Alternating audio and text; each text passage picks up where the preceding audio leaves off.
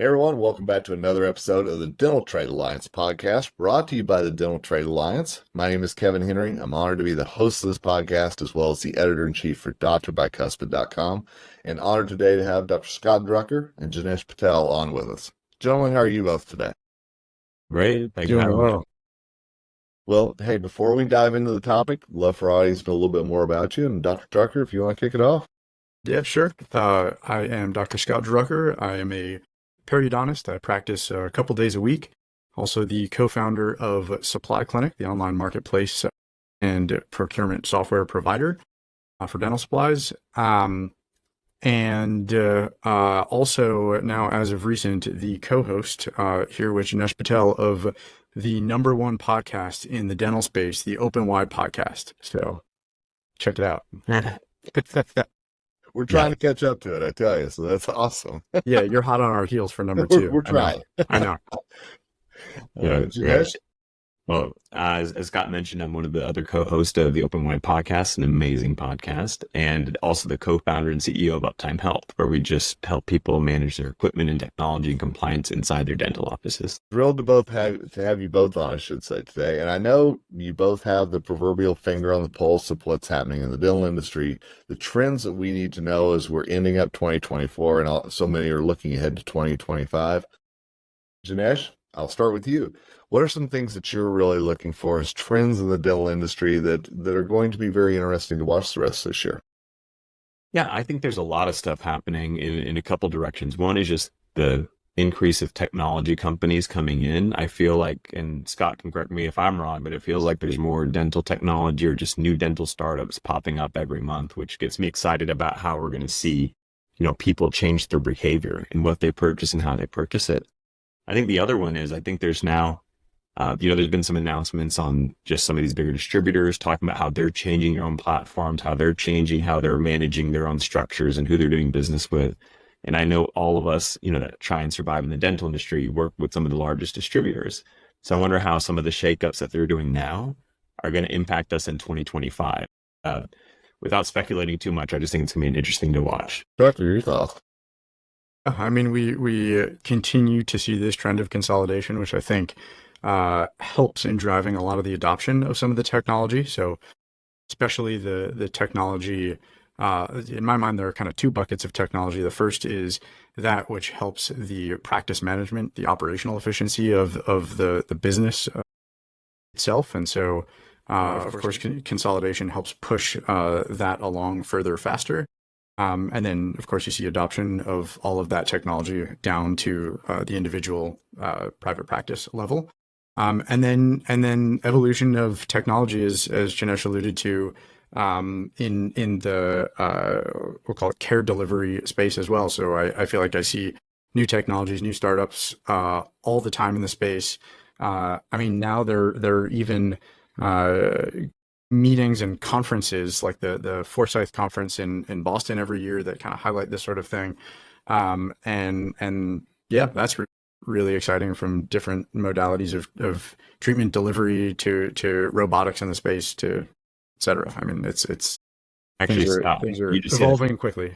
You said treatment delivery, and I forgot to mention the thing that we just talked about last on our podcast, which is the medical and dental integration and people having more of their healthcare all in under one roof in the future. And that's going to be, I think, it's a longer tail, but I think those motions are already kind of happening in some of the bigger DSOs. Yeah, and yeah, absolutely.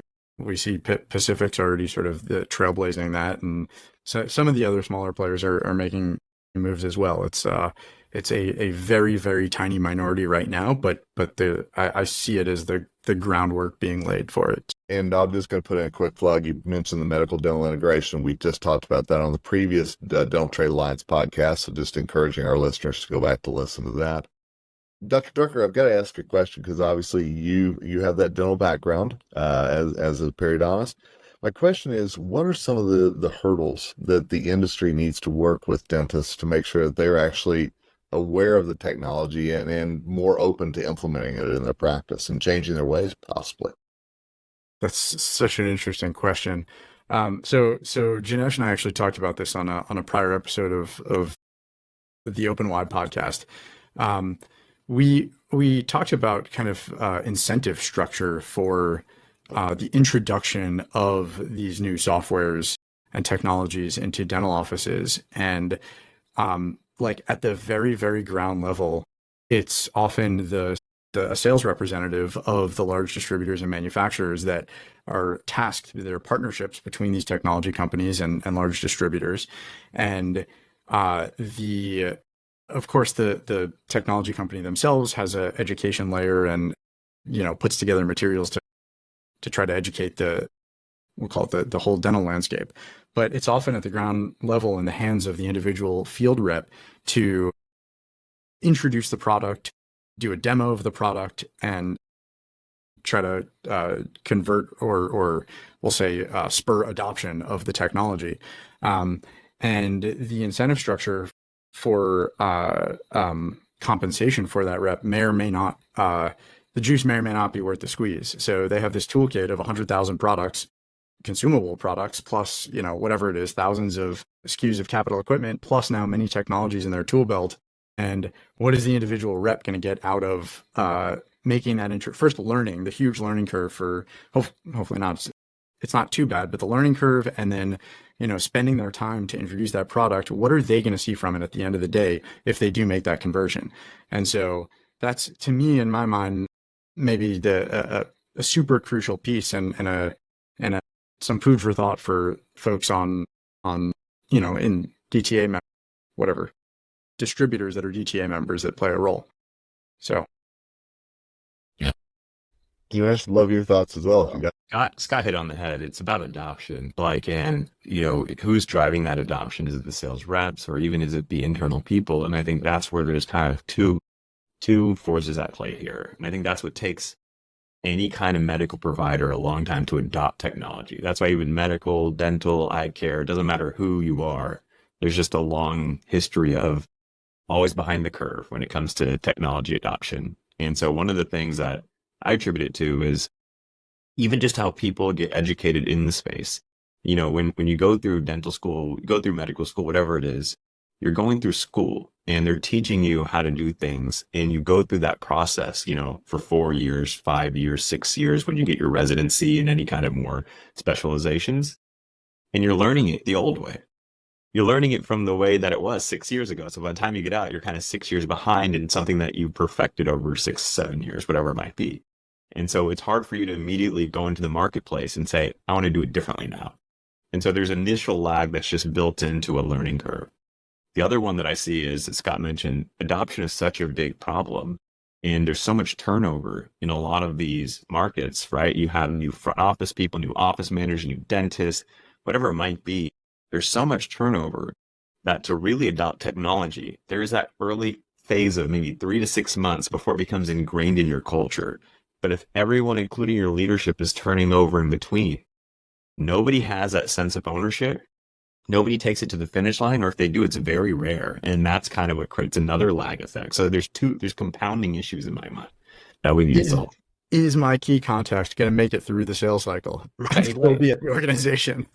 How many times has that happened to you, Scott, where you're at the signature line for somebody to adopt it, and then, so-and-so is no longer with the company, and then somebody else comes in and wants to learn from the beginning, or they want to do it differently. We're going to be moving in a different direction. Right. This is now a project for 2026. Yeah, or somebody doesn't want to put their first big initiative saying that was the old guy's initiative or old. Right. Exactly. They want to feel different, and they just want to change for the sake of changing it at sometimes. And we talk so much about the staffing shortage on the dental practice side of things and the turnover. And I think you're right. I don't think we look enough at there's turnover on the dental industry side of things as well. And there's continual training that needs to be done with the reps and everything else to make sure that they actually can connect with those customers. Well, one thing Scott said, I don't think it should be undervalued, is that pulling what tool out of your tool bag, right, Scott? Where it's just like, one of the things, if you go through a distributor, is with all the things that they can provide a practice, they don't want to pull the thing out of their tool bag they know the least about, or they have all these questions that might come to them where they might not feel like the expert. They always want to be the expert consultant at the front line. And sometimes with all technologies, it's harder to become that. And so you hesitate to pull it out of your tool bag. Yeah, or it's just a lot of effort and the incentive structure isn't there where they they'd rather spend their time selling a whole bunch more consumables than talk about a technology. So, Exactly. yeah, there is that challenge for sure. It's an interesting time, and I know that this is going to be a topic that comes up at the Dental Trade Alliance annual meeting that's coming up in November in Napa, California. And I wanted to pick your brains as we kind of look toward the finish line here about that annual meeting and some things that you all particularly look forward to, because let's be honest, you all aren't the, shall I say, traditional DTA members or the DTA attendees. So What are you trying to say, draws Kevin? what draws you to the meeting? I'm curious. God, it's our beards. That's why we're not traditional. It's I'm the working beard. on it.